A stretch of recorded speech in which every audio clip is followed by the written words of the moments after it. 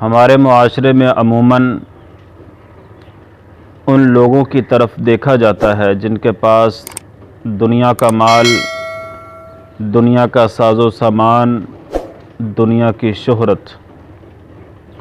اور ایسے لوگوں کو اگنور کیا جاتا ہے جس کے پاس دنیا کا ساز و سامان، کوئی شہرت، کوئی دنیا کا مال نہ ہو۔ جبکہ سیدنا ابو ذر رضی اللہ تعالی عنہ کہتے ہیں،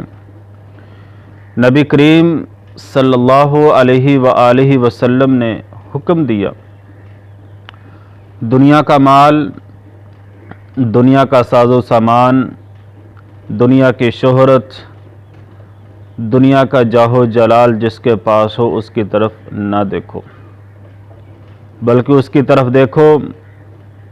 جس کے پاس کوئی دنیا کا مال، شہرت، کوئی بینک بیلنس، کوئی زیادہ جائیداد نہیں ہے، اس کی طرف دیکھو۔ محترم ناظرین کرام، جب ہم کسی دنیا کے ایسے شخص کی طرف دیکھیں گے جس کے پاس دنیا کا مال، دنیا کا ساز و سامان، دنیا کی نعمتیں، دنیا کی شہرت موجود ہے، تو ہمارے دل میں لالچ پیدا ہوگا، حسد پیدا ہوگا، اور سب سے بڑھ کر چیز مایوسی پیدا ہوگی۔ جب ہم ایسے لوگوں کی طرف دیکھیں گے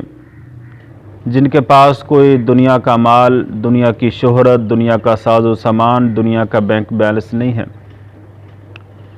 جب ہم ان کی طرف دیکھیں گے تو ہمارے دل میں شکر پیدا ہوگا، صبر پیدا ہوگا، اور لالچ یہ ختم ہو جائے گا۔ تو محترم ناظرین کرام، اس معاشرے میں نفسا نفسی کے عالم میں شکر، صبر،